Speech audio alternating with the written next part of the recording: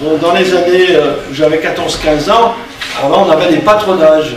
Alors les jeunes se retrouvaient dans un lieu, voilà, et on voyait des films, on faisait des jeux. Et ce jour-là, j'ai vu un film qui m'a beaucoup impressionné, c'était Quo Vadis. Quo Vadis, et là je voyais sur les écrans des hommes et des femmes heureux, et qui pourtant allaient être mis à mort dans les arènes, tout cela. Et j'étais impressionné.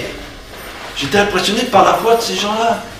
J'ai dit, mais alors, ils ont une foi extraordinaire, ils sont joyeux. J'aimerais bien connaître des personnes qui ont la même foi que ceux qui vont au cinéma. Voilà, petite prière, même pas exprimée à voix haute, dans mon cœur. Ça, c'est quand j'avais 14-15 ans. Et à 30 ans, bon, plus tard, dans la ville de Chambéry, à l'époque où je me posais beaucoup de questions, je faisais partie d'un groupe écologique, et puis je me rendais bien compte que ça n'allait pas bien dans ce monde, qu'il y avait toutes sortes de choses qui se passaient, et je cherchais quelque chose. Mais en réalité, je ne savais pas que je cherchais Dieu. Puis je suis rentré dans une salle comme cela. À l'époque, c'était la caserne commerciale de Chambéry, c'était, voilà, donc j'avais vu un petit traité avec une adresse. Alors j'ai été, puis je suis rentré dans une salle comme celle-ci, c'était un culte un dimanche matin, et là j'ai été étonné. J'ai entendu des prières de foi, j'ai vu des hommes qui étaient heureux. Ah, j'ai dit, c'est formidable. Et je n'ai pas réalisé que Dieu exauçait ma prière à ce moment-là, que j'avais fait quand j'avais 14-15 ans. Et puis je ne comprenais pas grand-chose, mais je ressentais l'amour, je ressentais une présence incroyable. Et mon cœur a commencé à toucher, alors je suis revenu, comme cela, de temps en temps, et chaque fois que je venais, eh bien le Seigneur travaillait davantage dans mon cœur.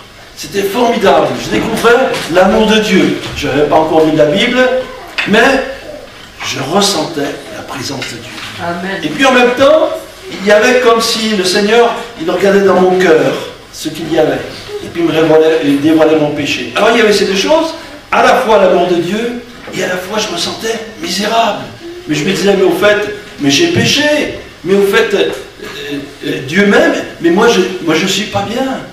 Et puis sur ces entrefaites, un jour j'ai entendu un message que je n'avais jamais entendu auparavant, ce message que Jésus revient bientôt. Alors je me suis dit, Jésus revient, mais je ne suis pas prêt. Je ne suis pas prêt, mon péché est là. Alors j'ai pleuré sur mes péchés, j'ai demandé au Seigneur qu'il me pardonne. Et puis j'ai eu une joie extraordinaire, qu'on appelle la joie du salut. Voilà, mon péché était enlevé. J'ai vu ainsi le Seigneur agir dans ma vie. Je me suis retrouvé au chômage quelques temps plus tard. J'ai prié, et le Seigneur a permis que je rentre dans l'administration. Mon fils a eu un accident à l'œil. Et puis on a prié, puis il a été guéri. Puis j'ai vu d'autres choses merveilleuses, extraordinaires. Ce qui est plus important, c'est que Jésus a pardonné mes péchés, que j'ai l'assurance de la vie éternelle. Et vous aussi, vous pouvez expérimenter ces choses ce soir même. C'est pour tous et pour toutes l'évangile. Gloire à Dieu. Amen. Alors on va commencer par un texte de l'évangile de Jean, au chapitre 12 et au verset 32. Un simple verset, c'est Jésus qui prononce ces paroles à ses disciples, et voici ce qu'il va dire. Et moi, quand j'aurai été élevé de la terre, j'attirerai tous les hommes à moi. Jésus, voilà ce qu'il va dire lorsque j'aurai été élevé de la terre. Alors pour les disciples, ça a été peut-être quelque chose d'un peu difficile à comprendre. Et disons que Jésus a été élevé 2 fois. Je vais vous expliquer. Jésus, vous connaissez peut-être sa vie. Et c'est important de lire les Écritures et de réaliser que Jésus a fait de grands prodiges, des miracles, qu'il a marché sur les eaux, qu'il a ressuscité les morts, qu'il a calmé le vent et la tempête, qu'il a transformé l'eau en vin pour une noce, et qu'il a multiplié les pains et les poissons pour nourrir une foule de plusieurs milliers de personnes. Quelle puissance, quelle autorité, n'est-ce pas? Et bien pourtant, Jésus va annoncer à ses disciples sa mort, ce qu'ils n'ont pas compris. Donc, lorsqu'il est question lorsqu'il est dit dans ce verset, quand j'aurai été élevé de la terre. Et Jésus, malheureusement, il a été arrêté alors qu'il était innocent. On l'a cloué sur une croix. Il était pas là, la croix était sur le sol. Ils l'ont cloué, les soldats, puis ils ont levé cette croix. Et là, il a été élevé. Et voilà Jésus qui est élevé. Il est élevé dans la souffrance. Il va souffrir. Il va dire, Père, pardonne-leur car ils ne savent ce qu'ils font. Jésus a été élevé, on peut dire, pour accomplir ce salut merveilleux. Il a fallu que Jésus meure de cette façon pour que vous et moi, et chacun d'entre nous, puissions avoir le pardon des péchés et la vie éternelle. Il fallait un sacrifice, un seul sacrifice, et Jésus, il a pris ce sacrifice pour toi, cher ami, pour moi aussi. C'est quelque chose de grandiose. Comment Jésus, l'homme parfait, l'homme qui n'a jamais péché, comment Jésus peut-il mourir pour un homme, pour une femme comme moi? Oui, oui, ça c'est l'amour de Dieu. Il est toujours important donc de regarder à la croix, non pas tellement à l'objet, mais l'objet, c'est important qu'il nous parle de ce que Jésus a fait. Est-ce que nous réalisons qu'il y a ce sacrifice merveilleux? Avant Jésus, dans la loi de Moïse, il fallait offrir des sacrifices d'animaux. Et c'est par ces sacrifices qu'on pouvait obtenir le pardon des péchés. Mais Jésus fait plus. Il libère, il efface complètement nos péchés. Voilà, le sang de Jésus, nous dit la Bible, nous purifie de tout péché. Voilà l'œuvre extraordinaire de la croix, l'évangile accompli en Jésus-Christ qui a pu dire tout est accompli. Alors même si on ne comprend pas cela, je vous demande de le croire. Vous savez, quand je suis venu au Seigneur, j'y comprenais rien. J'avais jamais lu la Bible, mais je savais que c'était là la vérité. Et cher ami, si tu sais que c'est là la vérité, retiens ces choses. Jésus est mort à la croix pour toi. Il a été élevé entre terre et ciel. Il a été cloué entre deux brigands afin que tu aies la vie, afin que tu aies le pardon. Jésus a été couronné d'épines. Il a été flagellé. Repensons à toutes ces souffrances qu'il a endurées afin que chacun d'entre nous puisse avoir la vie éternelle. Gloire à Dieu. Donc il a été élevé une fois, mais il a été élevé une deuxième fois. Et là, pour cela, je vais citer un autre texte. Dans les Actes des Apôtres, nous retrouvons ici, nous retrouvons Jésus avec ses disciples. Jésus est mort à la croix, le temps a passé, 3 jours après, il est ressuscité des morts, et son corps n'a pas connu la corruption, et puis, pendant 40 jours, il est resté avec ses disciples, les enseignant sur tout ce qui concerne le royaume de Dieu. Alors je vais mettre là, entendre l'enseignement de Jésus qui parle du ciel, du paradis, de ces choses extraordinaires. Et ici, dans les Actes des Apôtres, nous retrouvons le Christ et il va leur dire quelque chose qui est important, et puis il va se passer quelque chose d'extraordinaire. Vous savez, avec Dieu, c'est toujours imprévu et extraordinaire. Et je pense qu'on va citer ce verset tout à l'heure, que Dieu fait des choses que nous ne pouvons pas ni penser ni imaginer. Si je vous racontais ma vie, ça serait tout ça. Que des choses que je ne pouvais pas imaginer. Et je ne pensais pas que je serais là ce soir, par exemple, de cette manière. Donc on va lire, si vous voulez, dans les Actes des Apôtres, au chapitre 1er, et à partir du verset 8, voilà, Jésus enseigne ses disciples, vous recevrez une puissance, le Saint-Esprit, survenant sur vous, et vous serez mes témoins à Jérusalem, dans toute la Judée, dans la Samarie, et jusqu'aux extrémités de la terre. Après avoir dit cela, il fut élevé pendant qu'ils le regardaient, et une nuée le déroba à leurs yeux, et comme ils avaient les regards fixés vers le ciel, voici 2 hommes, vêtus de blanc, leur apparurent et dirent, hommes galiléens, pourquoi vous arrêtez-vous à regarder au ciel? Ce Jésus qui a été enlevé au ciel, du milieu de vous, viendra de la même manière que vous l'avez vu allant au ciel. Alors c'est quand même étonnant. Hein? Étonnant pour ces apôtres. Ils leur parlent qu'ils allaient recevoir le Saint-Esprit, ce qu'ils ont eu à la Pentecôte. Et puis, voilà Seigneur qui monte au ciel, qui monte. Et puis il y a l'impression que ça ne va pas trop vite parce qu'ils l'ont regardé longtemps. Longtemps, ils ont regardé le ciel. Mais ça doit faire en effet ça. Hein? Jésus qui monte au ciel. Les apôtres, ils ont dû être vraiment étonnés.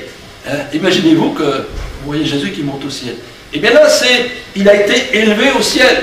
Et si dans un premier temps, Jésus, il est venu comme un simple homme, s'il a même été pauvre, il est né dans une étable, fils du charpentier, s'il a beaucoup souffert, s'il a été vendu pour 30 pièces d'argent comme un esclave, on peut dire que Jésus a été abaissé, maintenant Jésus est élevé. Il est dans la gloire. il est dans la puissance. Et c'est ça qui sera important de réaliser ce soir. Jésus est puissant, Jésus est vivant, et il est assis à la droite de Dieu. C'est ça que j'aimerais vous faire retenir, qu'il est élevé dans le ciel. Alors si vous ne croyez pas qu'il y ait quelque chose dans le ciel, je peux vous dire oui, Jésus est dans le ciel. Alléluia. Voilà la bonne nouvelle. Jésus est dans le ciel. Et finalement, on retrouve dans les deux textes que je vous ai lus, les 4 vérités essentielles qu'on aime bien proclamer. Jésus sauve, il guérit, il baptise de l'Esprit et il revient. Jésus revient. Et il ne reviendra pas comme il est parti là. Il reviendra avec puissance et gloire. Et il régnera dans le monde entier. Gloire à Dieu. Un autre texte donc que je vous invite aussi dans la première épître aux Éphésiens, au chapitre 1er, quelques versets qui vont nous montrer justement actuellement la puissance et la gloire de Jésus-Christ. Éphésiens chapitre 1er, verset 20. Il l'a déployé en Christ en le ressuscitant des morts et en le faisant asseoir à sa droite dans les lieux célestes, au-dessus de toute domination, de toute autorité, de toute puissance, de toute dignité et de tout nom qui se peut nommer, non seulement dans le siècle présent, mais dans le siècle à venir. Il a tout mis sous ses pieds, il a donné pour chef suprême de l'Église, qui est son corps, la plénitude de celui qui remplit tout par tous. Voilà, première chose, il l'a déployé en le ressuscitant des morts. Ah, j'aime bien ce terme ressuscité. Aujourd'hui, on parle de réincarnation, on parle de choses comme cela, mais moi, j'ai pas envie de retourner un animal. Moi, j'ai plutôt envie d'être comme le Christ.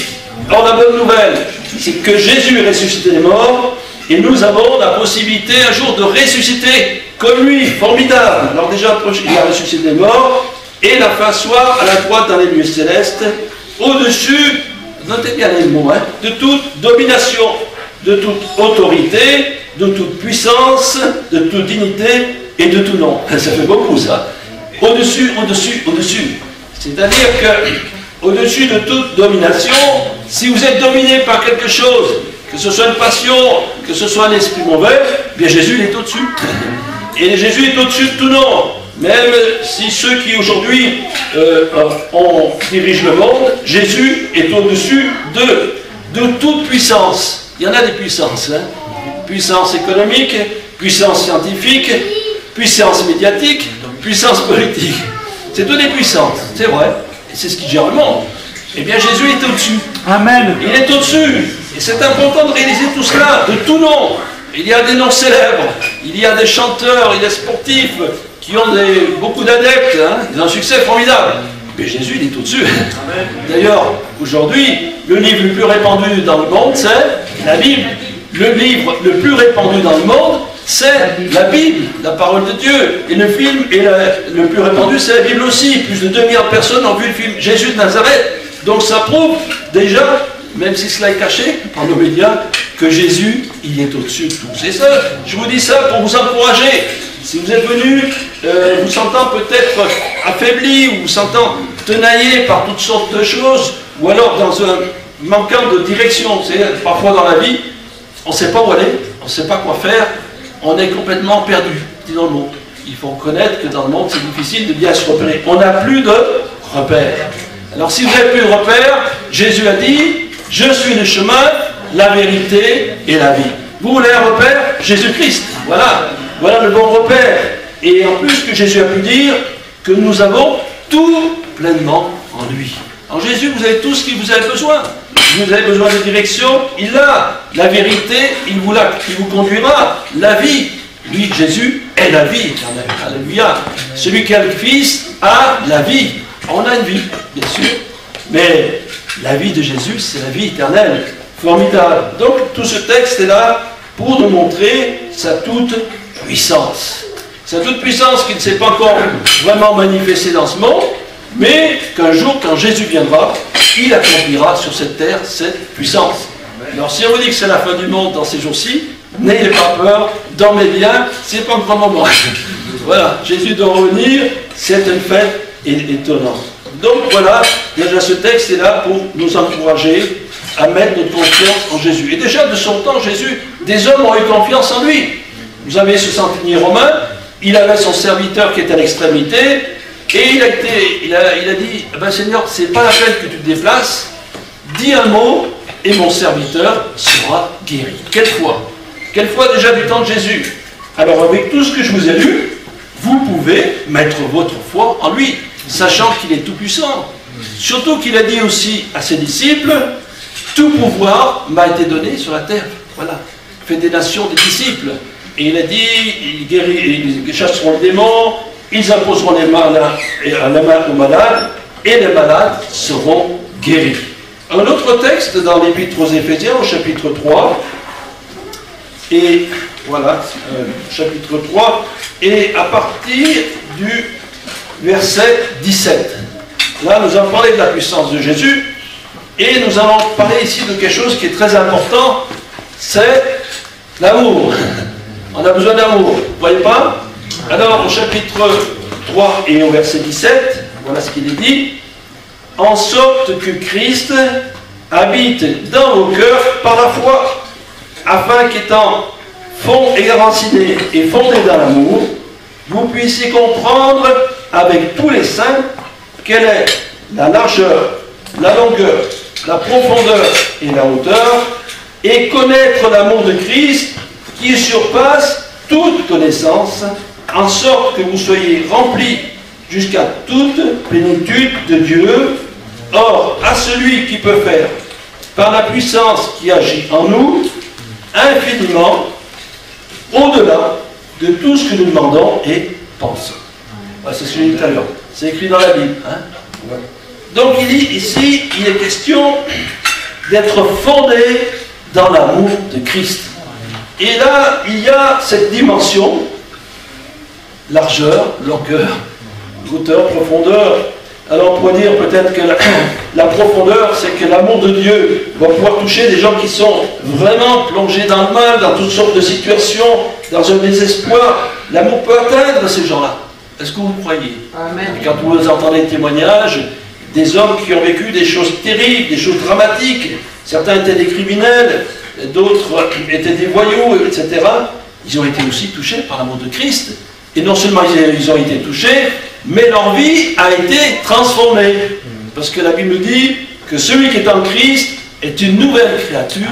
Les choses anciennes sont passées, toutes choses sont devenues nouvelles. Alléluia. C'est ça, ce qui dit qu'on ne peut pas imaginer, penser ce que peut faire le Seigneur, c'est qu'il peut changer notre caractère. Il peut changer nos pensées, il peut nous délivrer de nos passions. Et là, on aura des témoignages nombreux de ces choses-là, de la profondeur, la longueur. Mais on peut dire, englobe le monde entier. Le monde entier, dans le monde entier, il y a des chrétiens. Même dans les pays les plus reculés, dans des endroits qu'on n'imaginerait pas, chez les aborigènes, en Australie, il y a des chrétiens. Il y en a partout. Voilà. Pourquoi? Parce que l'évangile correspond aux besoins du cœur humain. C'est Blaise Pascal qui a pu dire, dans le cœur de l'homme, il y a un vide, et ce vide a la forme de Dieu. Et on a besoin de cet amour. Il y a deux situations. On peut dire qu'on est dans l'amour. Il y a ceux qui ont manqué d'amour, qui sont orphelins, ou qui ont vécu la guerre ou des choses difficiles, et qui, voilà, sont comme cela.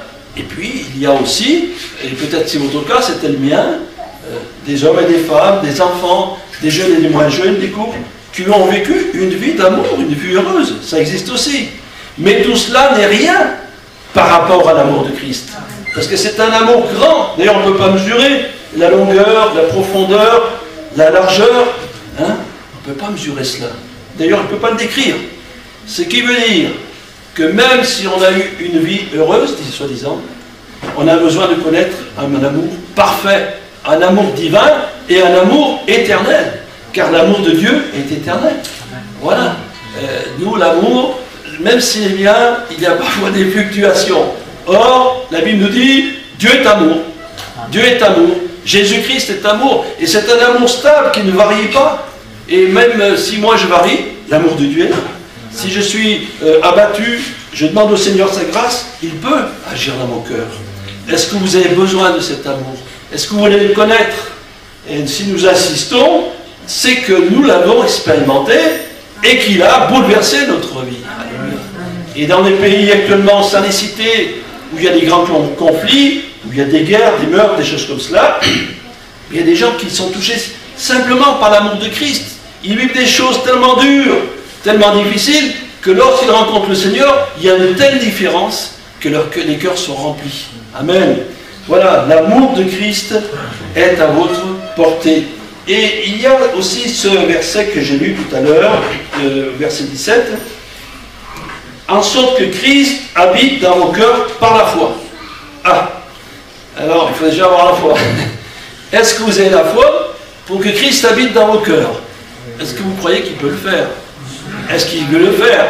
Alors certains disent, vous savez, moi mon âge, j'ai entendu souvent ça, maintenant je suis trop vieux pour me tourner vers Christ. Alors, ça, mais il n'y a pas d'âge pour se tourner vers le Seigneur. Un enfant de 5 ans peut se convertir, une personne de 80 ans aussi. J'ai connu des personnes âgées qui se sont tournées vers le Christ. Alors après on dit, je ne suis pas assez bon. Et oui, justement, bien sûr qu'on n'est pas assez bon, c'est bien pour ça que Jésus est mort à la croix. Si on était bon, on n'aurait pas besoin de ce sacrifice. Et on est tous pécheurs. La Bible dit que tous ont péché et sont privés de la gloire de Dieu. Il y a voilà, des différents raisonnements. Certaines personnes qui ont été dans les lieux religieux, où Dieu était un Dieu sévère. C'était quelqu'un qui punissait, c'est quelqu'un qui était austère, qu'il fallait faire peut-être certaines traditions. On leur présente celui d'amour, ils ont la difficulté à le croire, bien sûr. Et pourtant, c'est si. Remarquez, si vous n'avez pas compris ces choses-là, regardez un petit enfant, comme il est beau. Regardez une fleur, sentez le parfum de cette fleur. Et puis vous vous promenez dans les montagnes, dans les vallées, ou au bord de la mer. Ou le soir, vous regardez les étoiles. Là, il y a quelque chose de grandiose. Est-ce que vous ne ressentez pas l'amour de Dieu? Il dit dans la parole de Dieu que Dieu parle à travers la création. À travers la création, je ressens Dieu, je ressens son amour. Il y a une telle harmonie, une telle diversité, que déjà j'ai l'exemple de son amour. Alors si Dieu exerce cet amour sur la création, il veut l'exercer aussi. Voilà. Il faut, on peut dire, être confiant. Ayez confiance en le Seigneur. Il est mort pour vos péchés, il vous laisse sa parole, il vous laisse ses promesses. Alors après, il dit, bien sûr, je reviens aussi, en sorte que Christ habite dans vos cœurs. On va parler du cœur. Le cœur. Le cœur, dans la Bible, c'est l'âme. Hein? C'est notre âme, c'est par notre âme que nous réfléchissons, que nous parlons, que nous avons des idées, des pensées, des projets. Mais c'est par notre âme qu'on a des sentiments aussi. Tout ça, c'est notre âme. Voilà. Mais le problème, me direz-vous, c'est ce que j'ai dit tout à l'heure, c'est qu'on se sent mauvais. C'est comme si notre cœur était blanc et qu'il y a des taches noires dessus. Et qu'est-ce que c'est que ces taches noires? C'est nos péchés. Est-ce qu'on n'a jamais péché dans notre vie? Alors quelqu'un me dira, oui, moi j'essaye de faire du bien. D'accord. Bon. Mais le bien n'effacera pas le mal. Est-ce qu'on n'a jamais menti? Est-ce qu'on ne s'est jamais mis en colère? Et même si on avait fait toutes ces choses-là, celui qui sait faire le bien et qui ne le fait pas, commet un péché. Voilà. Ah, voilà. Donc, il y a comme un poids dans notre cœur, comme quelque chose qui est lourd, c'est le péché. Voilà. Alors quelqu'un me dira, mais comment m'en sortir? Eh bien, qu'est-ce qu'a dit Jésus? Venez à moi, vous tous qui êtes fatigués et chargés, je vous donnerai du repos. Cher ami, tes péchés, laisse-les. Jésus les a pris à la croix pour toi. Eh bien, confesse tes péchés, reconnais ta faute, demande pardon, et puis tu sentiras que tu seras beaucoup mieux. Il y en a d'autres, ils pourraient me dire, oui, mais je voudrais bien que Jésus entre dans mon cœur, mais j'ai beaucoup de passion, j'ai des choses comme ça. Jésus peut t'en débarrasser. Voilà. D'autres pourraient nous dire, mais moi j'ai un cœur brisé, ma vie était tellement dure, j'ai tellement souffert, que j'ai plus d'espérance. Jésus est venu pour guérir ce cœur brisé. Il dit à Jésus, eh bien, guéris mon cœur. Seigneur, redonne-moi la paix. Et ainsi, lorsqu'on a dégagé son cœur, l'amour de Dieu peut agir pleinement dans notre vie. Voilà, le message que nous avons aussi ce soir, c'est un message d'amour. Alors, veux-tu que Jésus t'aime? Veux-tu qu'il change ta vie? Nous allons nous tenir en prière quelques instants, nous allons courber notre tête, et si quelques-uns, simplement, désirent vraiment expérimenter le pardon de Dieu, ou alors dire, Seigneur Jésus, j'aimerais que ton amour vienne dans mon cœur, vous levez la main simplement, et je prierai pour vous. Même si c'est peut-être les premières fois que vous venez, est-ce que vous désirez connaître Jésus? avancer dans ses voies. Vous levez la main et je prie. Voilà, je vais prier. Merci Seigneur parce que ta parole est là et tu es un Dieu d'amour et de grâce, Seigneur. Tu l'as prouvé en mourant sous la croix. Et je te demande, Seigneur, de te révéler puissamment dans les vies, dans les cœurs, dans tous ceux qui désirent vraiment faire une rencontre avec toi, que tu veux bénir chacune et chacun d'entre nous. Tu veux pour certains les conduire, certains qui ont besoin d'une direction dans leur vie. Je crois que tu vas les conduire, Seigneur. Alors bénis tous ceux qui veulent s'approcher de toi. Merci au nom de Jésus. Amen. Amen.